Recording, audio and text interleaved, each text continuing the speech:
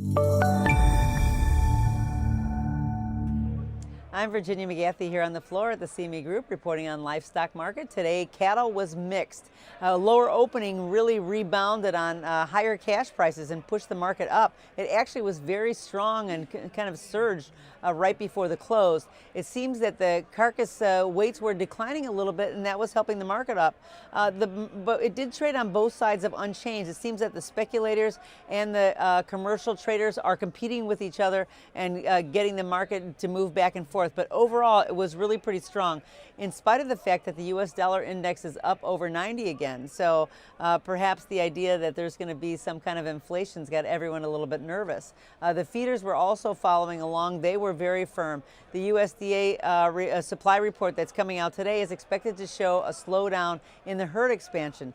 Thank goodness for that, because that was going to put an awful lot of cattle in the pipeline.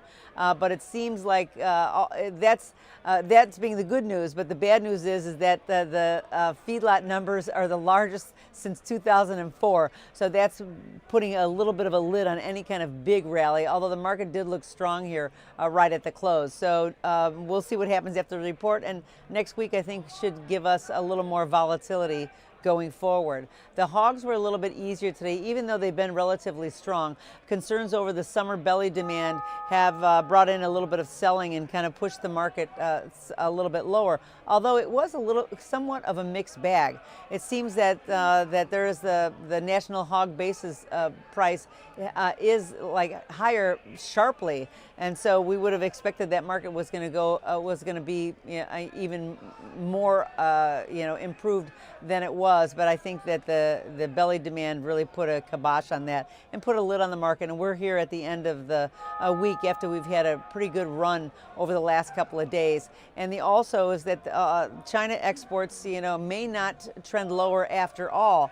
So we're still watching that closely. That there has been some improvement in those negotiations with the U.S. and China tariff talk. So now that that's been kind of quiet, that's not really affecting our market as much. That's all from the floor at the CME Group here in Chicago. I'm Virginia McGathey.